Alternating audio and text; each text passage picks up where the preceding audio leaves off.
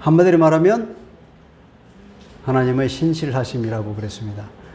하나님께서 믿음으로 이방인을 하나님의 백성으로 다시 삼으셨고, 그뿐 아니라 이스라엘에게 준 하나님의 약속도 여전히 유효하면서 때가 되면은 이스라엘 백성들도 하나님께서 구원의 문을 여실 것이라는 그 약속이 9장, 10장, 11장까지 이루어졌죠. 그죠?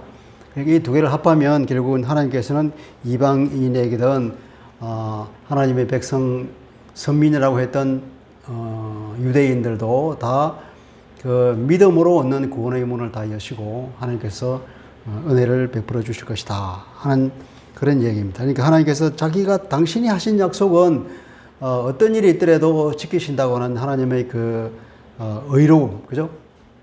하나님의 의로움. 의로움이라는 어떤 의미라 그랬습니까?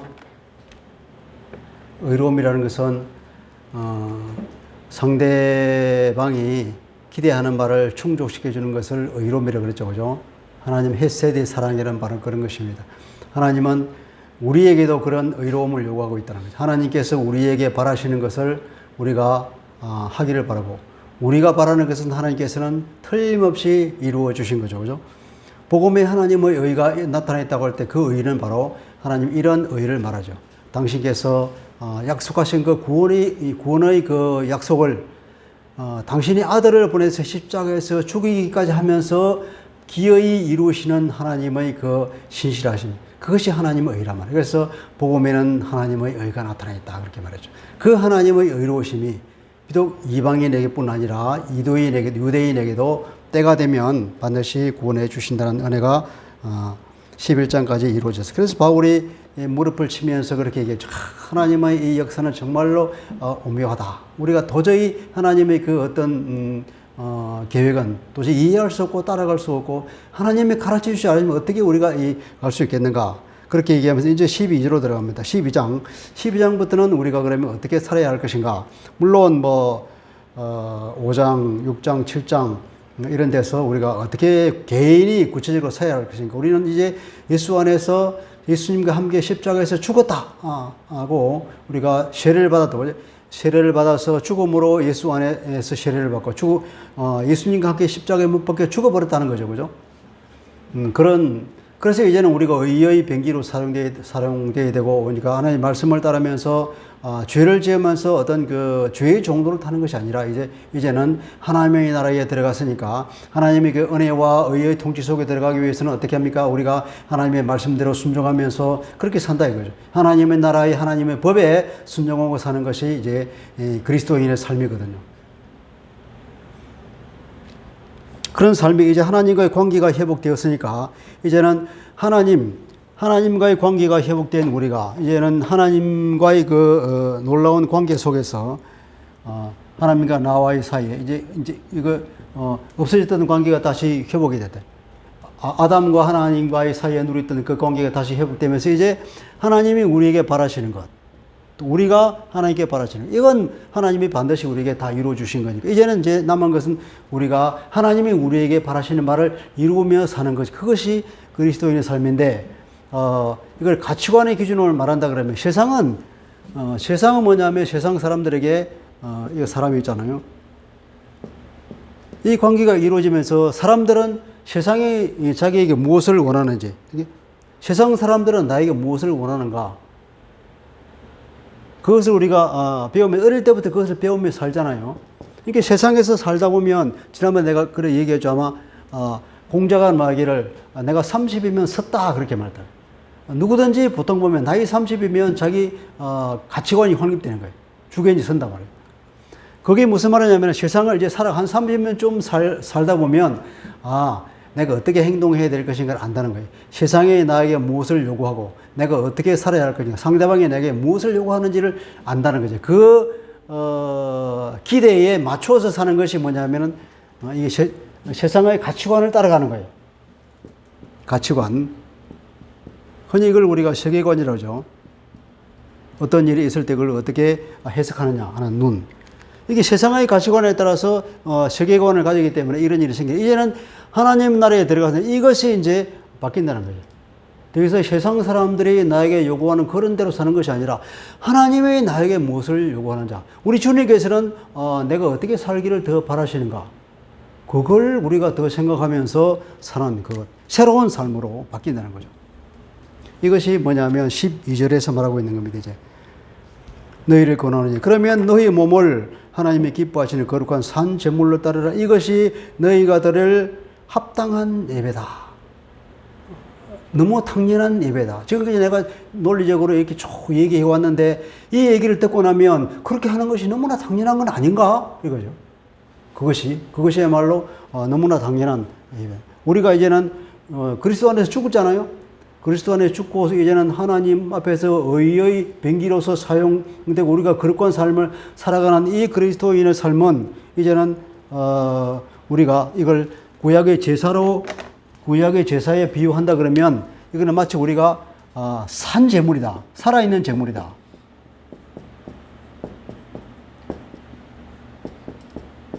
내가 제물로 바쳐졌는데 아직 살아있다. 제물은 죽잖아요. 죽어서 제물로 바치는데 이제 왜냐하면 내가 그리스도 안에 죽었으니까. 옛자는 그리스도 안에 죽고 새로운 사람으로 살아있는 하나님 앞에서 거룩한 삶을 살아가는 이러한 사람이 이제는 내가 옛사람은 하나님의 제단 앞에서 제물로 드려진다. 그러니까 내가 살아있는 제물로서 주님께서 당신을 스스로 자기를 제물로 바쳐서 십자가에서 죽은 것처럼 우리는 주님 안에서 이미 우리가 제물로 바쳐졌고 이제 우리가 육체 가운데 살아야 돼요. 여전히 살아있는 것은 결국 우리는 살아있는 제물이다. 그죠? 그렇게 사는 거죠. 그런 것은 이제 더 이상 우리가 내 뜻대로 내 생각대로 사는 것이 아니라 그리스도께서 성령께서 내 안에서 나에게 무엇을 요구하는지 어떻게 살기를 바라시는지 그것에 우리가 관심을 가지고 살아가는 그것을 추구하는 것이 그리스도인의 삶이라는 것입니다. 이제 그래서 그렇게 성령의 인도를 따르다 보면 나도 모르게 어떻게 됩니까? 하나님이 원하시는 유대인들이 받았던 그 율법의 정신을 지키게 된다는 거예요. 왜냐하면 하나님의 의로운 성품이 그 안에 녹아 있기 때문에 우리는 그것을 나도 모르게 지키게 된다는 거예요. 그것을 어기는 것은 왠지 싫어요. 그것을 어기는 것은 죄가 되는데 그 죄를 우리가 지을 수가 없는 거예요. 성령이 우리 안에 계신 사람들은 지속적으로 죄를 지을 수 없어요. 실수하다가 지을 수는 있지만 그러나 한번 넘어지면 또 그 안에서 성령께서 근심하고 우리가 회개하게 되고 다시 일어나서 다시 또 하나님의 이 아들로서의 삶을 살아가게 된다는 것입니다. 이러한 삶을 사는 사람은 어떻게 되느냐면 2절에 보면 너희는 이 세대를 본받지 말고 이 세대에 동화되지 말고 그죠? 오직 마음을 새롭게 함으로써 변화를 받아라. 마음을 새롭게 한다. 새롭게 한다는 것은 이게 여기 원문에 보면은 아나카이노시스라고 합니다. 새롭게 되는 것. 마음을 새롭게 아나로 그냥 다시 말해요. 다시 말인데 요한복음 3장 3절에 보면은 왜 니고데모가 예수님만 찾아갔을 때 예수님이 그렇게 말합니다. 네가 거듭나야 한다고 말하죠. 그럼 이 말이 아나라고 하는 말, 아나손이라는 말인데 이것은 위로부터 태어난다는 거죠.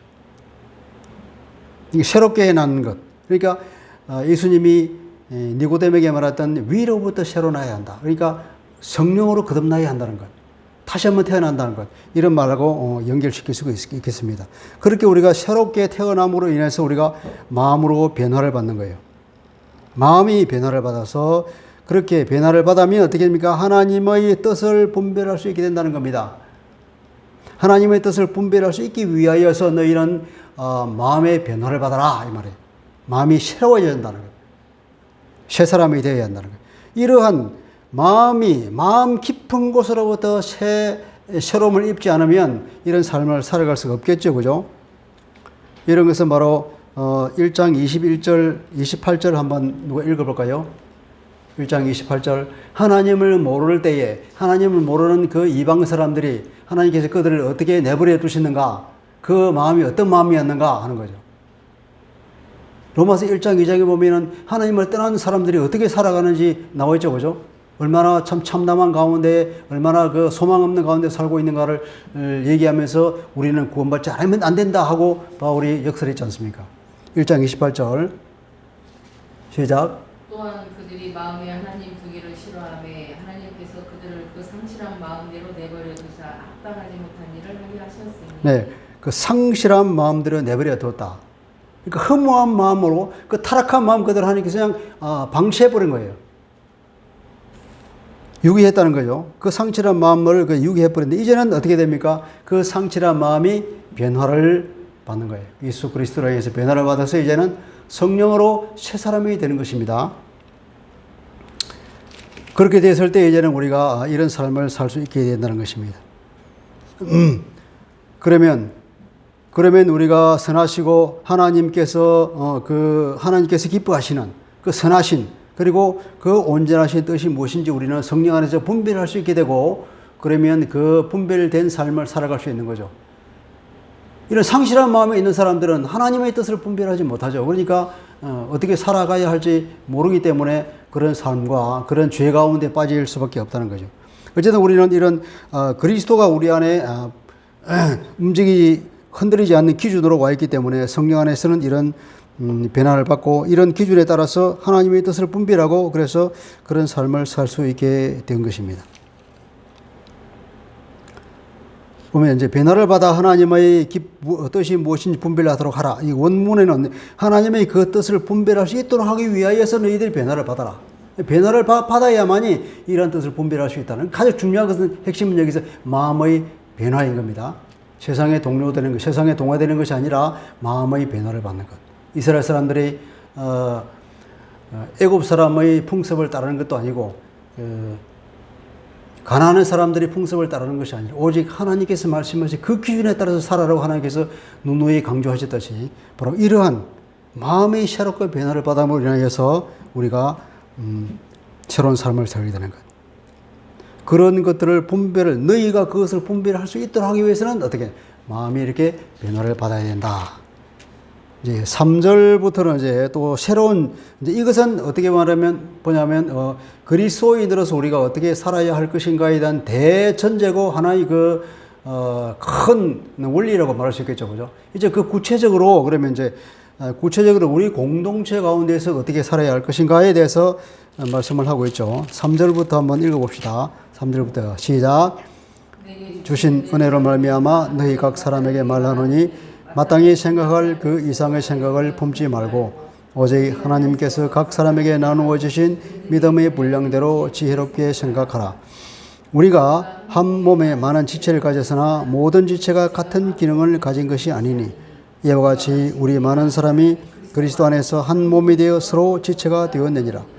우리에게 주신 은혜대로 받은 은사가 각각 다르니 혹 예언이면 믿음의 분수대로 혹 섬기는 일이면 섬기는 일로 혹 가르치는 자면 가르치는 일로 혹 위로하는 자면 위로하는 일로 구제하는 자는 성실함으로 다스리는 자는 부지런함으로 긍휼을 베푸는 자는 즐거움으로 할 것이라.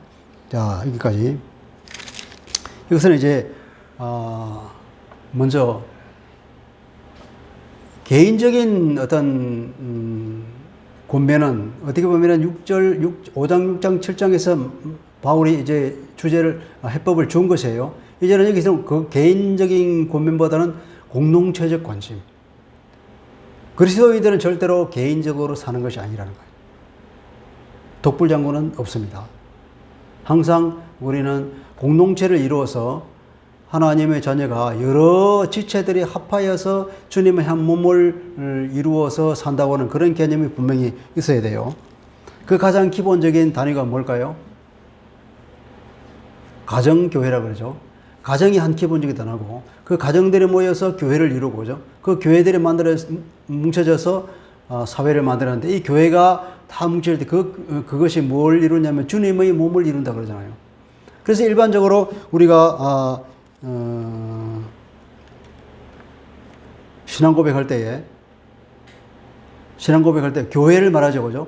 그 교회를 말할 때에는 그 교회가 뭐냐면 하나의 교회를 말하는 거예요. 전 세계에 있는 모든 교회가 그 다 지교회인데 그 모든 교회가 통들어서 뭉쳐서 이 주님의 몸을 이루는 그 교회. 이거는 우리 머릿속에 있는 개념이죠. 그걸 우리가 공교회라 그래요.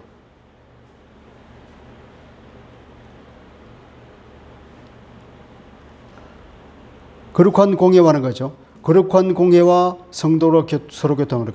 거룩한 공교회. 그러니까 주님의 몸인 그 거룩한 공교회를 우리가 믿는다. 이게.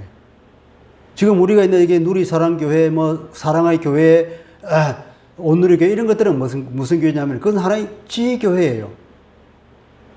그걸 다른 말로 뭐 파라처치 그러죠. 파라처치.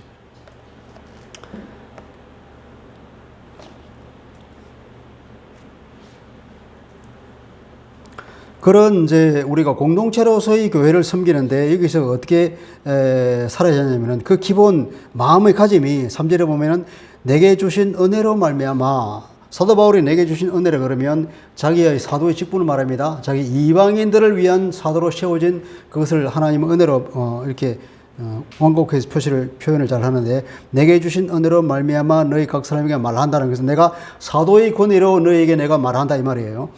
그러니까 마땅히 생각할 그 이상의 생각을 품지 말아라. 마땅히 생각할 것. 마땅히 생각한다고 하는 것은 여기서 영어로는 must 말하는데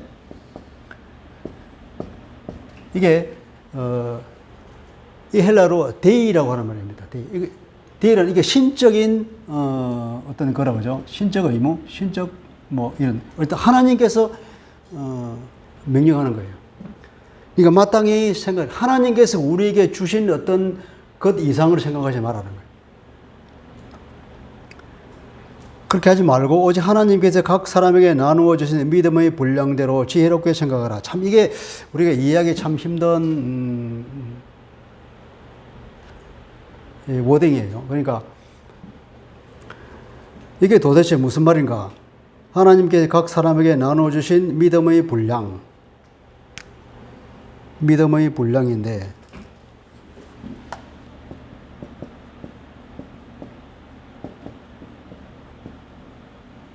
분량 이걸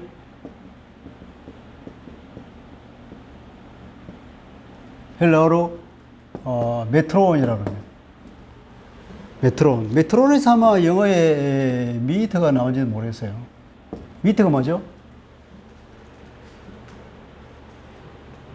신일의 성도 미터가 뭐죠? 1미터, 2미터. 이건 결국 측정 단위, 측정 기구, 뭐 그런 얘기죠. 그 믿음의 메트론이라. 믿음의 척도. 안 그러면 그 척도를 사용해서 청량된 어떤 일정 분량,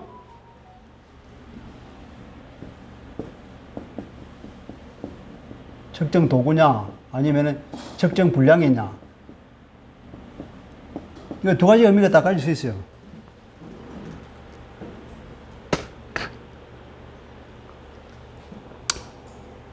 믿음의 분량대로 일단 이 측정된 분량으로 그러면 각자에게 주신 믿음의 양만큼 이렇게 말하겠죠. 그런 뜻이 될 거고. 아니면 측정 도구로 말하면 믿음이라는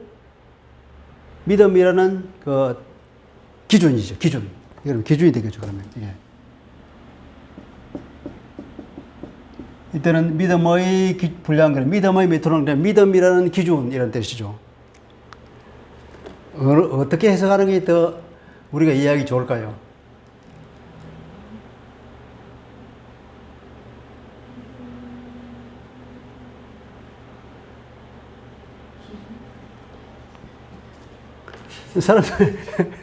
이 사람들이 이제 각자 이렇게 해석하는 겁니다. 그러니까 우리말 성경은 믿음의 분량대로 했으니까 이제 각자에게 어떤 사람에는 믿음을 많이 주고 어떤 사람은 적게 주고 이렇게 해석을 했죠. 저는 그렇게 생각 안 해요. 어떤 사람에게 믿음을 어떤 사람 많이 주고 어떤 사람 적게 주고 그런 믿음을 많이 주는 사람은 뭐 어떤 사람은 뭐 큰 사람입니까?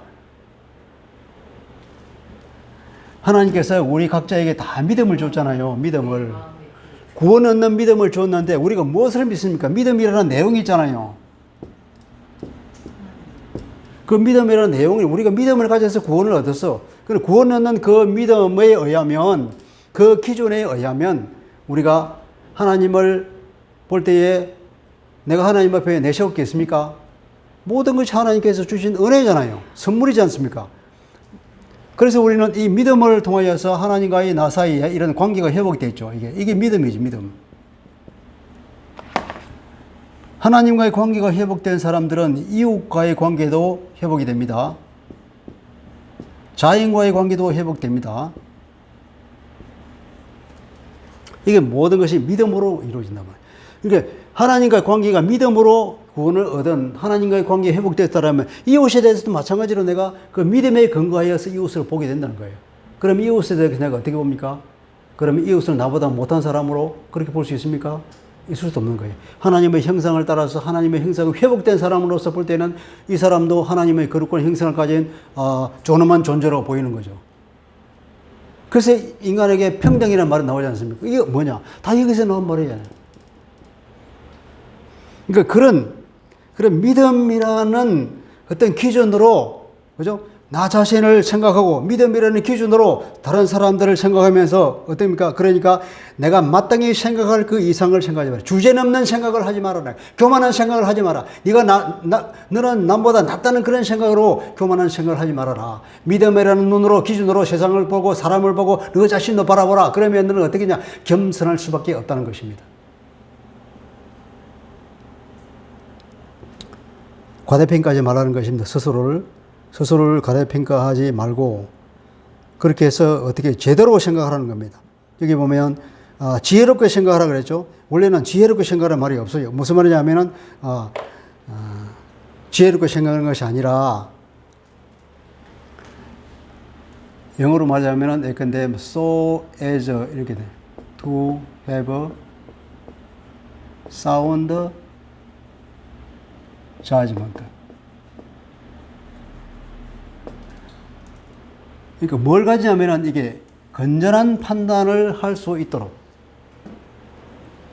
그러니까 제정신을 가질 수 있다는 말이에요. 네가 너무 너 자신을 과대평가하지 마라. 주제넘은 생각을 하지 말고 오히려 네가 건전한 생각을 할 수 있도록, 건전한 판단을 할 수 있도록 제대로 생각을 해라. 거기에 의역해서 이제 지혜롭게 생각하라 하는 건데 이렇게 말하면 우리 무슨 말인지 몰라요. 지혜롭게 생각한다는 것보다는 겸손하라 이 말이에요. 겸손. 여기서 핵심은 주제넘게, 스스로를 주제넘게 생각하지 말고 온전한 판단을 제대로 할 수 있도록 너 자신을 믿음의 기준으로 바라보고 너도 그렇게 볼 뿐 아니라 이웃도 그렇게 바라보라는 것입니다. 그것이 공동체 생활을 할 때 대전제가 된다는 것입니다. 절대로 교만해서는 안 된다. 남을 나보다 아래로 봐서는 절대로 안 된다. 그러면 공동체가 파괴되는 겁니다. 앞에 보면 로마서 1장에 보면은 그 많은 죄가 있잖아요. 그 죄들이 결국은 뭐냐면 이 인간 관계를 파괴하는 거예요. 그래서 사회를 파괴하는 그 죄다라고. 바울이 1장에서 이 세상에 일어나는 그 죄의 목록들을 쫙 열거해놨는데 예수 믿지 못한 사람들이 어떤 죄를 짓고 있냐. 그 죄들이 다 사회관계, 인간관계를 파괴하는 죄라니까요. 그것은 뭐냐. 이거 여기서 3절에 나오는 이런 그런 교만에서 오는 죄라. 그래서 이런 처방이 나오는 것이죠. 자, 그래서 그것이 전제가 되면서 우리가 어떻게 살아야 할까? 우리가 한 몸에 많은 지체를 가졌으나 모든 지체가 같은 기능을 가지는 것이 아니다. 우리 모든 사람들은 예수님이 몸이 되는 그런 교회를 우리가 형성합니다. 교회를. 주님의 몸입니다. 이거는. 여기 사이에 많은 지체들이 있는 거예요. 우리가. 여기서 뭐 이런 교회, 저런 교회, 많은 교회들이 다 세상에 있는 모든 교회가 합해서 주님의 몸인 게 머리는 예수님이다. 이런 교회와 이 교회 안에 있는 여러 지체들이 보면 이게 다 각각의 기능을 하고 있는 거죠. 우리가 몸을 비유하자면 어떤 사람은 팔이 되고 어떤 사람은 다리가 되고 어떤 사람은 뭐 이 수염이 되고 그죠? 어떤 사람은 이 코가 되고 이런 거예요. 어떤 사람은 손톱도 되고 발톱도 되는 거죠. 그래서 각 다른 기능을 하는데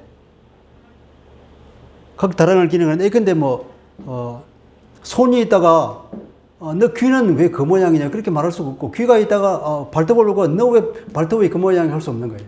다 이 주님의 몸을 이루는 중요한 기능을 하는 서로 다른 기능을 하는 그러나 서로 동등한 가치를 지닌 그런 주님의 그 한 지체일 뿐이라 한 한 부분이라는 거죠. 그런 개념을 가지고, 그런 생각을 가지고 교회 공동체 이루어야 한다는 말입니다. 6절에 보면은 우리에게 주신 은혜대로 받은 은사가 각각 다르니 혹 예언이면 믿음의 본수대로, 섬기는 일이면 섬기는 일로, 가르치는 자면 가르치는 일로, 위로하는 자면 구리하는 일로, 구제하는 자는 성실함으로, 다스리는 자는 부지런한 함으로, 뭐 이렇게. 그러니까 각자의 이제 각 은사가 다르다. 아마 로마 교회에도 고린도 교회처럼 그런 은사 문제로 문제를 일으킨 사람이 있었던 것 같아요. 나는 이렇게 예언을 하는 은사와 그런 사람을 병을 고치는 그런 은사가 있는데, 그런 은사를 가지고 있는 사람은 자기도 모르게 어떻게 자기가 높아지는 것처럼 생각되고, 심지어는 그런 사람들이 이제 사람들이 많이 따르면은 상담도 해주고, 나중에 어떻게 됩니까? 이제 말도 이제 막 놓죠. 오는 사람들에게 뭐 너 그래 저래 이러면서 이제 하대하는 거 하대. 그런 경우가 얼마나 많습니까? 한국에도 그런 그 예언의 연설을 이 성령의 연설을 받은 사람, 그런 사람 너무 많았다 그죠. 특히 6.25 전후 이후에 우리 어려울 때, 어려우니까 그런 뭐 점치듯이 그런 사람들이 우죽순을 생기고, 그래서 교회에 기도 많이 하는 사람은 어떤 권사님들에게 은사를 받아서 어느 날은 막 눈이 영안이 떨리니까 뭐 보면서 기도할 때 막 강단에 불이 꺼졌습니다. 그러면서 그 담임 목사를 막 욕하고 있는 쪽에, 그리고 어느 날은 가보니까 교회 안 나오고 저 산에서 움막을 짚고 살면서 이제 뭐 점치러 오는 사람들을 하나씩 데리고 오면 네가 오기 전부터 네가 오는 걸 내가 꿈에 봤다고. 그러면서 스스로가 교만해지는, 높아지는 거예요. 그러면 어떻게 됩니까? 그러면 그 사람을 하나님께서 그냥 두지 않으신단 말이에요. 그래서 무수히 많은 사람들이 저주받고 무너진 사람들. 내가 그 얘기를 언제 들었냐? 내가 아주 한 20살, 20몇 살 때 내가 부산에 있을 때 부정교회에 부흥회 할 때 어떤 목사님이, 그 부흥회는 너무나 조용한 부흥회였어요. 막 소리 지르는 부흥회가 아니라, 그런 목사님 아주 조용하게 그냥 말씀으로만 전하는데 그 얘기를 하시더라고요. 그렇게 무수히 많은 사람들이 그렇게 해서 한국 교회를 어지럽혔다. 은사 문제. 아마 그런 반작용으로 한국 보수교단에서 그런 이 은사를, 성령의 어떤 사역을 거부해버린지 몰라요. 덕보다는 실이 더 많다 이렇게 해서. 분명히 성령의 은사를 우리가 거스르지 말라고 성경에서 말하고 있지만, 그래서 우리가 성령의 인도를 받고 성령의 은사를 따라서 그것을 우리가 잘 우리가 의지하고 살아야 되는데, 그것을 무시하면 또 안 되잖아요. 이 성령의 시대에 반점만 가지고 사는 것 아닙니까? 그런데 그런 부작용을 일으키는 것이 많다. 여기 보면 우리에게 주신 은혜대로 은사가 각각 다르니 혹 예언이면 믿음의 분수대로 해라. 그러니까 은사가 각각 다르다. 각각 다르기 때문에 그 자기가 받은 은사들 어떻게 됩니까? 은사를 100% 활용해서 봉사하고 교회를 위해서 일하라는 얘기 아닙니까? 하라는 얘기예요. 네가 예언의 은사를 받았니? 그거 열심히 예언해 말이에요. 그죠? 섬기는 예언의 은사를 받았으니까 열심히 섬기십시오. 교회를 위해서. 은사를 왜 준다 그랬죠? 은사를 주는 목적이 무엇입니까? 오한나 사모님, 은사를 주는 목적이 뭐예요? 하나님께서? 교회를 세우기 위해서. 그렇죠. 교회를 세우는 거예요. 교회를 섬기라고 주는 거예요. 교회를 섬기고 세우라고. 이것이 은사를 주는 목적인데, 그 은사를 자기 개인의 이익을 위해서 쓰거나, 혹은 그 은사를 통해 자기가 교만하고 사람들을 알로 받거나, 그래서 어떻게 됩니까? 교회가 분열되거나, 그것은 전혀 하나님께서 주신 목적과 정반대단 말이에요. 그렇게 열심히 섬기라는 얘기인데, 대표적으로 바울이 이렇게 말하고 있습니다. 은사가 각 다르니 예언이면 믿음의 분수대로 해라. 이게 무슨 말일까요? 이것도 번역이 좀 이상해요. 분수대로 한다는 게 뭡니까? 분수대로 자기 주제대로 주제 넘지 말고, 그런 의미라기보다는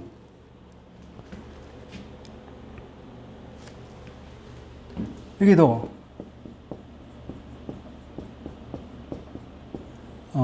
그러면 아날로기아라고 하는 말이 있는데, 아날로기아라고 하는 말은 제가 찾아보니까 균형의 균형, 어울림, 조화죠, 조화. 뭐 조화되도록 하는 것. 앞에다가 카타라고 붙거든요, 카타.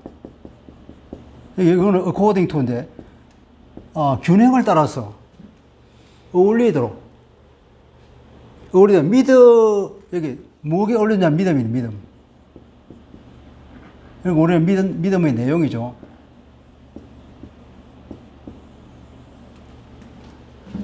믿음의 아날로기아에 따라서 해라. 그러니까 믿음과 조화되도록 해라. 그죠? 우리가 믿는 바에 합당하게 해라. 우리가 믿는 바에 어긋남이 없이 해라. 우리가 믿는 바에 저촉되지 않도록 해라. 그 말 아니겠습니까? 예언을 했는데 그 예언의 내용이 보니까 강단을 부정해. 단임 목사를 욕하는 거예요. 그럼 거의 제대로 된 예언이겠습니까? 교회를 시원한 게 아니라 교회를 무너뜨리는 건데 그런 식으로.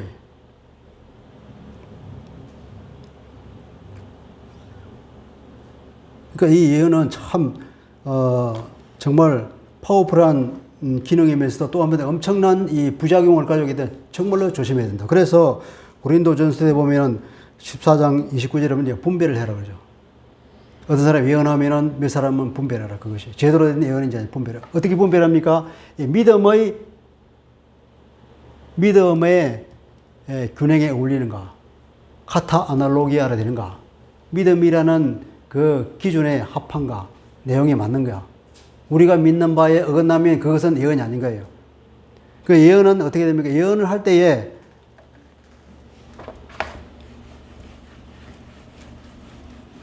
오한나 사모님 성령 사역을 많이 보고 그러죠, 그죠? 이것이 정말로 성령님만 모르는 것이 없죠, 그죠? 하나님의 깊은 것이라 통달하는 정말로 우리는 알 수 없는 것을 아는데 문제는 뭐냐면 이게 사람이잖아요. 하나님께서 사람을 통해서 일하시는데 근데 이 사람에게 문제가 생기면 이게 악령도 여기에 역사한단 말이죠. 성령님에게 이 사람에게 말할 뿐 아니라 악령도 와서 말해준단 말이에요. 근데 이 사람의 영적인 상태가 좋지 않으면 이 소리가 들리지 않고 이 소리가 들리는 겁니다. 그러면 이 사람이 한 예언은 완전히 여기에 따르면 사람을 죽이는 결과가 나오겠죠. 또 아니면 제대로 들었는데 이 사람이 자기가 해석을 하는 거예요. 주신 말씀을 그대로 줘야 되는데 나름의 해석을 해.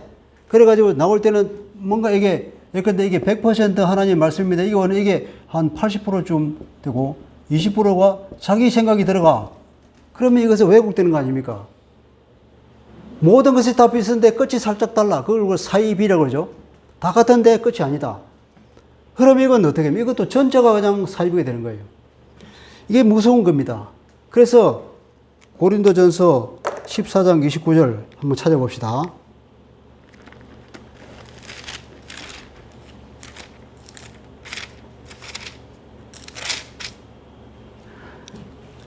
이렇게 말하고 있네요. 예언하는 자는 둘이나 셋이나 말하고 다른 이들은 분별할 것이요. 분별하는 거죠. 2명, 3명은 이 사람 예언을 하면은 다른 사람들은 그것을 분별해라. 그대로 무작정 믿고 따라가지 말아라. 어떻게 합니까? 믿음의 아날로기아에 따라서 해석을 해봐라. 우리가 지금까지 믿어왔던 그 믿음에 저촉되는가 안 되는가, 하나님의 성품에 맞는가, 예수님이 그렇게 말씀하신 내용과 뭔가 좀 결이 다르다. 그러면 이것은 아닌 거예요. 그런데 이것이 굉장히 중요합니다. 예언이라고 하는 것은 미래의 일을 일합니까? 미래, 예언.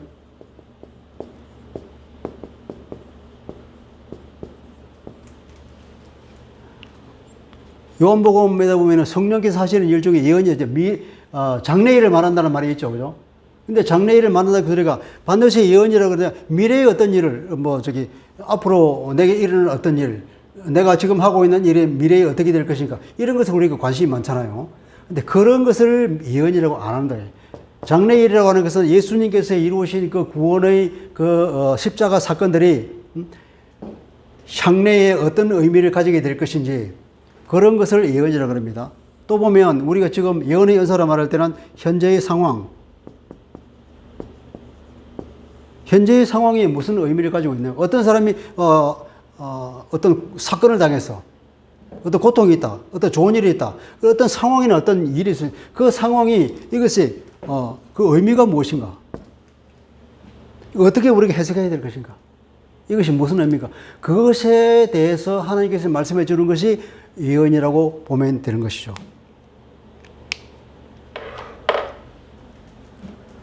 그래서 굉장히 분별력이 필요하다는 것입니다.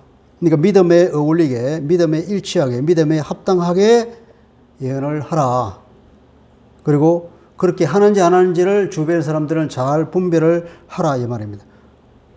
이 시험지는 뭐냐가 믿음이라는 믿음의 내용이 기독교 진리가 되겠죠.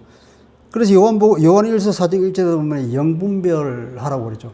영이 있다고 다 그대로 따라하지 마라. 분별해라 그러잖아요.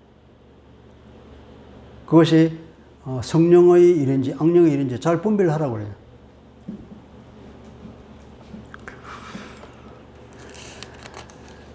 그리고 어쨌든 이 은사를 받은 것은 교회 공동체를 세우기 위해서 섬기라고 주신 것이기 때문에 열심히 섬기라는 거죠. 그때 보면은 섬기는 일이면 섬김으로써 해라. 혹 가르치는 것이면 가르친 일로 해라. 혹 위로하는 자면, 이게 번역이 좀 그런데 위로하는 일이죠. 위로하는 일, 가르치는 일, 위로하는 일이면 어떻게 또 위로하는 일로 해라. 위로로서 해라. 구제하는 자면 어떻게 하면 구제하는 자 무슨 성실합니까? 구제를 하려고 하면 아주 풍성하게 관대하게 해야 되겠죠. 다스리는 자는 다스린다기보다는 그 당시 상황을 보면은 돌보는 이 말이에요. 교회를 돌보는 사람들의 그 사역. 그런 사역들은 어떻게 해야 됩니까? 그런 사람들은 부지런히 해야 되겠죠. 열정을 가지고 해야 되겠죠. 그렇게 하라는 것입니다.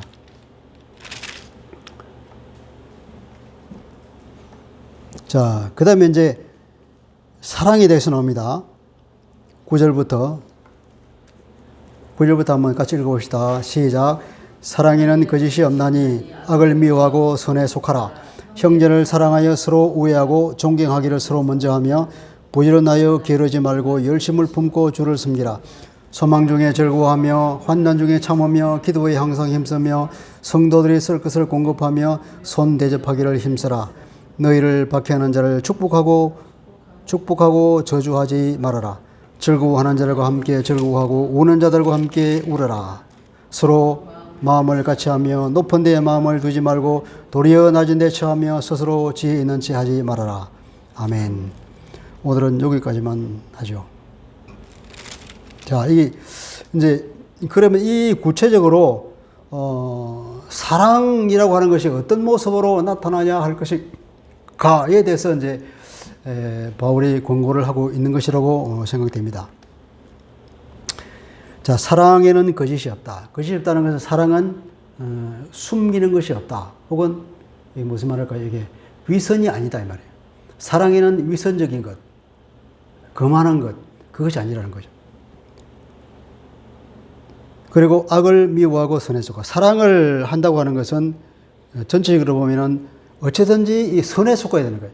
악을 최대한으로 미워하고 최대한으로 선한 일에 자기를 두는 것이 사랑을 행동하는 실천하는 기준이라는 겁니다.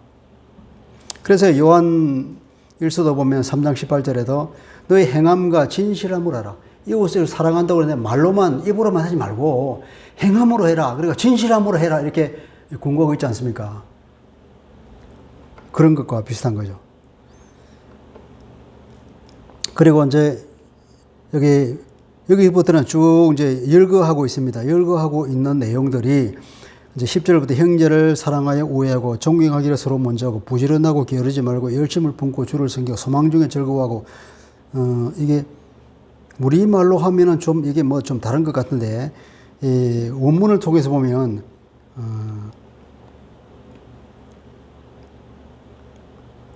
저 처음에 나오는 근데 뭐 테 필라델피아 뭐 테 티네 테 스푸데 이런 식으로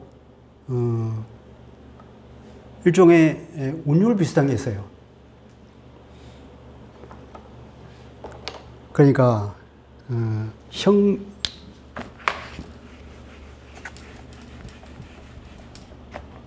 형제사랑. 형제사랑에 대해서 이렇게 말하죠. 10절에 보면 형제를 사랑하여 서로 우애하고, 이게 원래 의미는 어쩌면은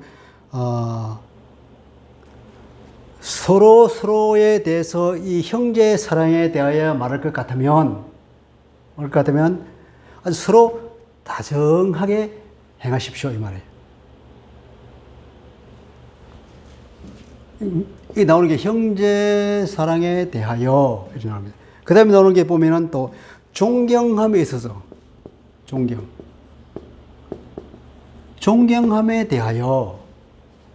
대해서는 어떻게 합니까? 서로 먼저 해라. 그죠? 형제 사랑에 대해서는 서로 다정하게 대하면서 하십시오. 존경을 말합니까? 이것은 먼저 하십시오. 각자가. 이게 10절 내용, 11절 내용에는 또 보면 부지런함에 대해서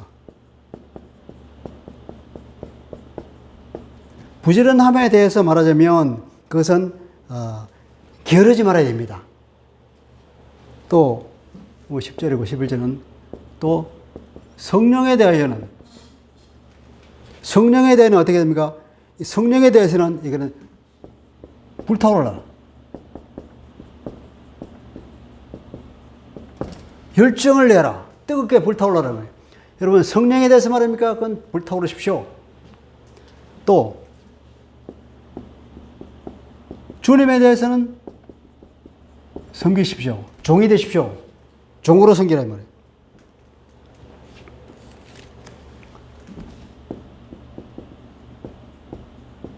주님에 대해서는 종으로 섬기십시오. 성령에 대해서는 불타오르십시오. 부지런함을 합니까? 게으르지 마십시오. 존경을 말합니까? 먼저 하십시오. 형제 사랑에 대해서 말합니까? 서로 따뜻하게 대하십시오. 이렇게 이어나갑니다. 그러면 12절은 어떻게 됩니까? 12절은 보면 또 소망에 대해서 말합니까? 소망에 대해서 어떻게 합니까? 이것은 즐거워하라는 거죠. 즐거워한 거. 이제 또 환난에 대해서 지금 환난에 대해서는 어떻게 합니까? 이것은 환난에 오면 어떻게 해요? 그냥 견디라는 거죠. 견디십시오.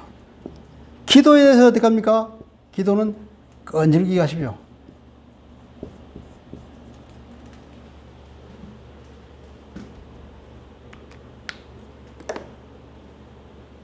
이렇게 얘기하면 이 바울이 10절부터 그다음 13절도 했네요. 13절 보면은 13절에 보면 앞에는 가난에 대해서 말합니까? 이것은 내게 도와주십시오. 이 말이에요. 이렇게 쭉 말합니다. 이게 뭐냐면은 우리가 공동체 생활에서 구체적으로 사랑의 행동이 나타나는 것을 바울이 말하고 있고, 구체적으로 형제 사랑에 대해서는 어떻게 합니까? 서로 따뜻하게 맞아보십시오. 존경은 서로 먼저 존경하십시오. 부지런함 게으르지 마십시오. 성령에 말합니까? 성령에 불타오르십시오. 뜨겁게 주님의 종으로서 열심히 섬기십시오. 소망을 가지고 즐거워하십시오. 환난이 있습니까? 그냥 꾸준히 견디십시오. 왜냐하면 그리스도인들은 환난을 당할 수밖에 없거든요. 기도 계속해서 하십시오. 끊임없이 부지런하게 인내를 가지고 쉬지 말고. 가난한 자가 있습니까? 그래서 성도들의 빈곤, 성도들의 가난에 대해서는 어떻게 합니까? 그것은 우리가 참여하십시오. 참여한다고 해서 그러니까 내가 도와주는 일에 참여하는 거죠. 어떻게 그 사람을 다 도와줄 수 있습니까? 공동체를 하게 되기 때문에 참여한다는 거예요. 공동체가 너도 참여하고 나도 참여하니까 나도 한 숟갈 내고 너도 한 숟갈, 십시일반절 말했죠, 그죠? 그런 식으로 다 참여하는 거예요. 성도들의 가난이 있습니까? 그러면 그것은 너희 참여하는 거예요. 그리고 손대접하기를 힘쓰라. 그 당시로는 여관이 뭐 있거나 교통이 발달하지 않았기 때문에 순회 전도자들 혹은 이런 그 그리스도인들이 왔다 갔다 할 때에 그들을 잘 섬겨야 되는 거죠. 그 옛날에는 그런 것이 일반화가 되어 있었어요. 예수 믿지 않는 사람. 내가 어릴 때만 하더라도 그런 이웃에 대한 그 나그네 길 가는 손님에 대한 그런 접대 문화가 있다고. 그 사막에 있는 베두인만 그런 것이 아니라 집에 오면은 반드시 재워주고, 그죠? 밥 먹여주고, 그리고 심지어는 아침에 나갈 때 용돈까지 준단 말이에요. 그런 풍습이 제 어릴 때 있었어요. 손대접을 하기를 힘써라.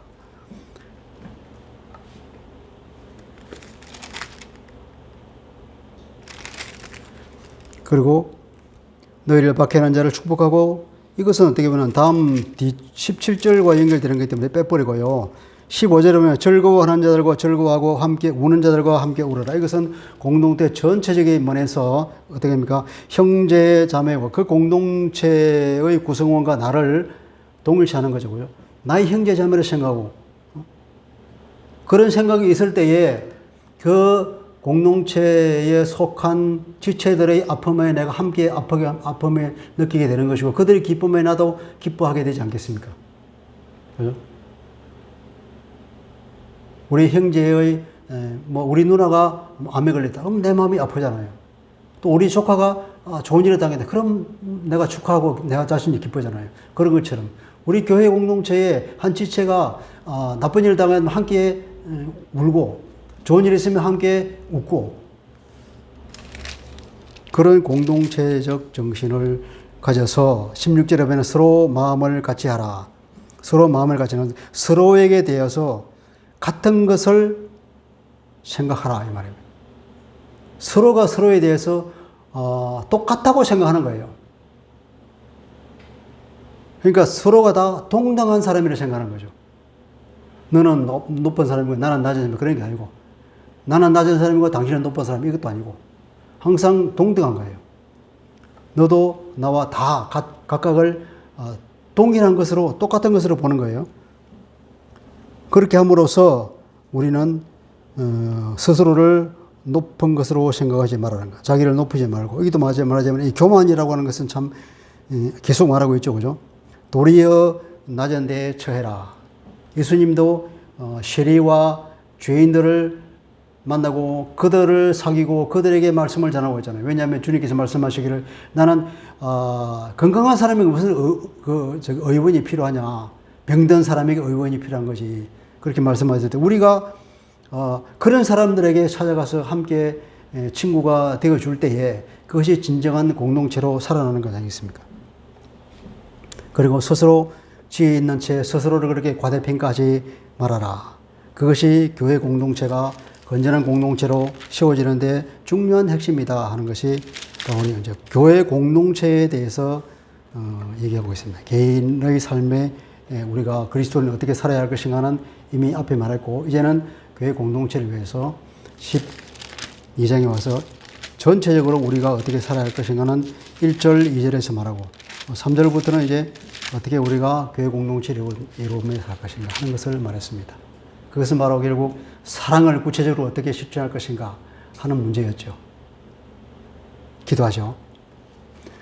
하나님 아버지, 이제 로마서 12장으로 들어와서 우리가 구체적으로 일상생활에서 우리가 공동체, 교회 생활을 하면서 가정생활을 할 때에 우리가 어떻게 사랑을 나타내며 우리가 어떻게 마음을 변화시켜서 그 사랑을 밖으로 드러내는 순종의 삶을 살 것인가에 대해서 바울이 우리에게 권고하고 있는 것을 듣게 됩니다.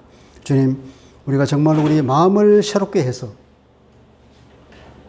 정말 주님의 뜻이 무엇인지 잘 분별하여서 그 뜻대로 살아서 우리가 거짓없는 사랑을 이웃에게 보내며 우리가 남을 나보다 낮게 여기고 어쨌든 우리가 공동체가 세워져 나가는 방향으로 모든 지체들을 서로 사랑하면서 나와 동일한 것으로서 인식하고 그래야 교회가 아름답게 성장해 나가고 주님께서 기뻐하는 일이 있게 하여 주시옵소서. 오늘은 여기까지 말씀을 들었습니다. 우리가 이러한 삶을 능히 살아서 우리가 성령으로 충만하여서 주님을 기쁘시게 하는 삶을 살아갈 수 있도록 은혜를 더하여 주옵소서.